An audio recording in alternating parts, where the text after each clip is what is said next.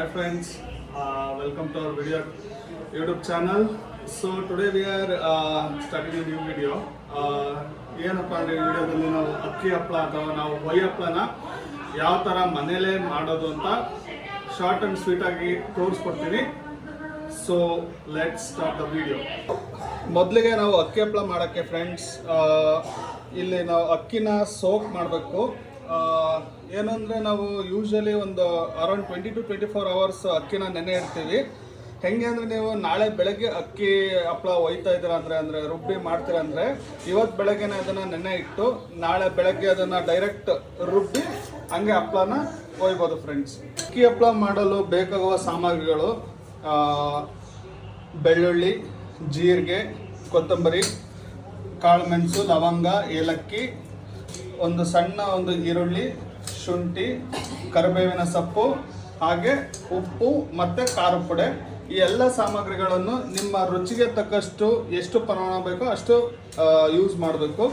ಇಲ್ಲಿ ನಾವು ಈ ಕ್ವಾಂಟಿಟಿನ ನಾವು 2 kg ಅಕ್ಕಿಗೆ ಇಷ್ಟು ಕ್ವಾಂಟಿಟಿನ ತಗೊಂಡಿದ್ದೀವಿ. ಸೊ ನಿಮಗೆ ನಿಮ್ಮ ರುಚಿಗೆ ಯಾವ ರೀತಿ ಸೂಟ್ ಆಗುತ್ತೋ ಅಷ್ಟು ನೀವು ಪ್ರಮಾಣ ತಗೋಬೋದು.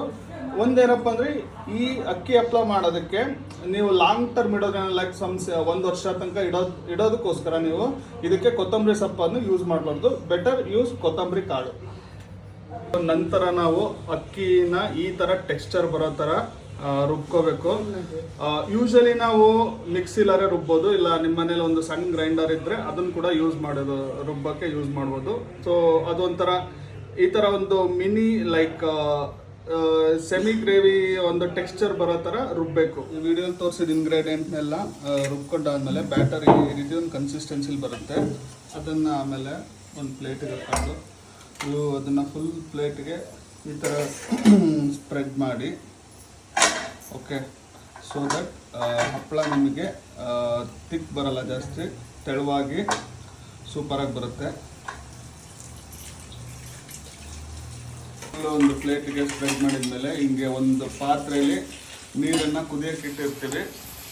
ಆ ಪಾತ್ರೆ ಮೇಲೆ ಹಪ್ಪಳನ ಈ ರೀತಿ ಇಟ್ಟು 2 ಕಡೆ ಬೇಯಿಸ್ಬೇಕು. ಈ ಥರ ಅದು ಈ ರೀತಿ ಒಂದು ರೆಡ್ ಕಲರ್ ಒಂದು ಕನ್ಸಿಸ್ಟೆನ್ಸಿ ಬರೋ ಥರ ಬೇಯಿಸಿದ ಮೇಲೆ ಒಂದು 10 to 15 seconds ಈ ಥರ ಒಂದು ಪಾತ್ರೆಯಲ್ಲಿ ನೀರು ಇಟ್ಕೊಂಡು ಅದನ್ನು ತಣ್ಣಗಾಗೋ ತನಕ ಸ್ವಲ್ಪ ಆರಿಸ್ಕೊಂಡು ಅದಾದಮೇಲೆ ಅದನ್ನು ತೆಗಿಬೇಕು. ಪ್ಲೇಟಿಂದ ತೆಗೆದು ಒಣಗಾಕ್ಬೇಕು.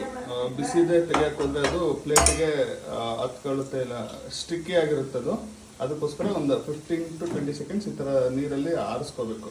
ಅದಾದಮೇಲೆ ಅದು ಆರಿದ್ಮೇಲೆ ಈ ಥರ ಎಷ್ಟು ನೀಟಾಗಿ ಬರುತ್ತೆ ನೋಡಿ, ಈ ಥರ ಆರಿಡ್ಕೋಬೇಕು. ತೆಗೆದ್ಮೇಲೆ ಅದನ್ನು ಈ ರೀತಿ ಇಲ್ಲಿ ಒಣಗಾಕಿದ್ದೀವಿ. ನೀವು ಇದನ್ನು ಬಿಸಿಲಿಗೂ ಬೇಕಾದ್ರೆ ಒಣಗಿಸ್ಬೋದು, ಇಲ್ಲ ಅಂದರೆ ಹೊರಗಡೆ ಎಲ್ಲೂ ಜಾಗ ಇಲ್ಲ ಅಂದರೆ ನೀವು ಮನೆ ಒಳಗೇನೆ ಈ ಥರ ಒಂದು ಪಂಚೆಯಲ್ಲಿ ಹರಡ್ಕೊಂಡು ಫ್ಯಾನ್ ಗಾಳಿಲೂ ಕೂಡ ಒಣಗಿಸ್ಬೋದು. ಆಮೇಲೆ ಏನಪ್ಪ ಅಂದರೆ ಇದು ನೀವು ಪ್ಲೇಟಲ್ಲಿ ಯಾವ ಭಾಗ ಮೇಲ್ಗಡೆ ಬಂದಿರುತ್ತೋ ಸೇಮ್ ನೀವು ಒಣಗಾಕ್ಬೇಕಾದ್ರೂ ಅದೇ ಥರನೇ ಒಣಗಾಕಬೇಕು. ಅದೊಂದು ಪಾಯಿಂಟ್ನ ನೋಟ್ ಮಾಡ್ಕೊಳ್ಳಿ. ಇನ್ನೊಂದು ಏನಪ್ಪ ವಿಷಯ ಅಂದರೆ ನೀವು ಜಾಸ್ತಿ ಬಿಸಿಲಿಗೆ ಒಣಗಿಸಿದ್ರೆ ಇದು ಏನಂದರೆ ತುಂಬ ತೆಳುವಿರೋದ್ರಿಂದ ಹಪ್ಪಳ ಓವರ್ ಹೀಟಾಗಿ ಅವು ಬಿಸಿಲಿಗೆ ಹಂಗೆ ಹಪ್ಪಳ ತುಂಡಾಗುತ್ತೆ, ಮುರಿಯುತ್ತೆ. ಅದಕ್ಕೋಸ್ಕರ it's highly recommended to like dry it inside, ಅಂದರೆ ಫ್ಯಾನ್ ಗಾಳಿಲೇ ಒಣಗಿಸೋದು ಹೈಲಿ ರೆಕಮೆಂಡೆಡ್. ಇನ್ನೊಂದು ಬೋನಸ್ ಕಂಟೆಂಟ್ ಏನಪ್ಪ ಅಂದರೆ ನೀವು ಈ ಹಪ್ಪಳನ ಯಾವುದೇ ಒಂದು ಕ್ವಿಕ್ ಸ್ನ್ಯಾಕ್ ಅಂತ ಹೇಳೋದು, ಬಟ್ ಸ್ನ್ಯಾಕಾಗಿ ಕೂಡ ಒಂದು ಸಲ ಟ್ರೈ ಮಾಡ್ಬೋದು. ಆ ರುಬ್ಬಿರೋ ಹಿಟ್ಟಿಗೆ ನೀವು ಕೊತ್ತಂಬರಿ ಸೊಪ್ಪು, ಸಣ್ಣದಾಗಿ ಹೆಚ್ಚಿರೋ ಈರುಳ್ಳಿ, ಆಮೇಲೆ ಸ್ವಲ್ಪನೇ ಅದಕ್ಕೆ ಸ್ವಲ್ಪ ಎಣ್ಣೆ ಮಿಕ್ಸ್ ಮಾಡ್ಕೊಂಡು ಈ ಥರ ಫುಲ್ಲು ಈ ಥರ ಒಂದು ಕನ್ಸಿಸ್ಟೆನ್ಸಿ ಬರೋ ಥರ ಮಿಕ್ಸ್ ಮಾಡ್ಕೊಂಡು ಸೇಮ್ ಪ್ರೊಸೆಸ್ ಅದೇ ಥರ ಒಂದು ಪ್ಲೇಟಿಗೆ ಹಾಕಿ ಅದನ್ನು ಬೇಯಿಸ್ಕೊಂಡ್ರೆ you can have it and will taste good. Snack ಥರ ಅದನ್ನು ತಿನ್ಬೋದು. ಈ ಥರ ಒಂದು ಸ್ನ್ಯಾಕ್ ರೆಡಿ ಆಯಿತು. ಸೊ ಒಂದು ಏನು ಸಜೆಷನ್ ಅಂದರೆ ನಾರ್ಮಲ್ ಹಪ್ಪಳಕ್ಕಿಂತ ಇದನ್ನು ಸ್ವಲ್ಪ ಜಾಸ್ತಿ ಹೊತ್ತು ಬೇಯಿಸಬೇಕು. ಯಾಕೆಂದರೆ ಸ್ವಲ್ಪ ತರಕಾರಿ ಸೊಪ್ಪೆಲ್ಲ ಹಾಕಿರುತ್ತಲ್ಲ, ಅದು ಚೆನ್ನಾಗಿ ಬೇಯಬೇಕು. ಇದು ಒಂದು ಹೆಲ್ದಿ ಸ್ನ್ಯಾಕ್ ಅಂತ ಹೇಳ್ಬೋದು.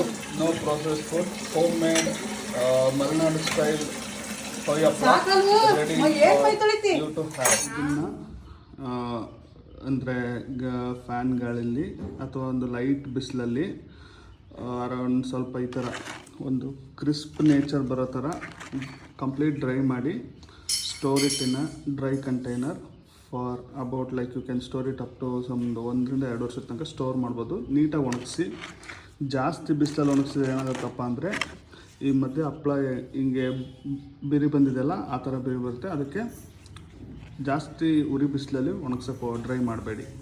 ಫ್ರೆಂಡ್ಸ್, ಇದು ಇವತ್ತಿನ ವಿಡಿಯೋ. ಅಕ್ಕಿ ಹಪ್ಪಳನ ಮನೆಯಲ್ಲೇ ಮಾಡುವ ವಿಧಾನ ಹೇಗೆ ಅಂತ ತೋರಿಸ್ಕೊಟ್ಟಿದ್ದೀವಿ. ಏನಾರೇ ಸಜೆಷನ್ಸ್ ಇದ್ದರೆ, ಏನಾರೇ ಡೌಟ್ಸ್ ಇದ್ದರೆ ಕಮೆಂಟ್ ಬಾಕ್ಸಲ್ಲಿ ತಿಳಿಸಿ. ಹಾಗೆ ಮೇಕ್ ಶೋರ್ ನೀವು ಇದನ್ನು ಕಂಪ್ಲೀಟಾಗಿ ಡ್ರೈ ಮಾಡಿ, I mean store it in a dry container so you can keep it for up to 1 to 2 years. ಹಾಗೆಯೇ ನಮ್ಮ ರಿಲೇಟಿವ್ ಒಬ್ಬರು ಶಿವಮೊಗ್ಗದ ಹತ್ರ ಯಲವಟ್ಟಿಲಿ ಇದನ್ನು ಮಾರಿ ಸೇಲ್ ಮಾಡ್ತಾರೆ, KGಗೆ ಇಷ್ಟು ಅಂತ. ಅವ್ರ ಕಾಂಟ್ಯಾಕ್ಟ್ನ ನಾನು ಕೆಳಗಡೆ ಡಿಸ್ಕ್ರಿಪ್ಷನಲ್ಲಿ ಕೊಟ್ಟಿರ್ತೀನಿ, ಕಾಂಟ್ಯಾಕ್ಟ್ ಮಾಡಿ ಬೇಕು ಅಂದರೆ. ಹಾಗೆಯೇ thanks for watching this and keep supporting us guys. Thank you. See you next video.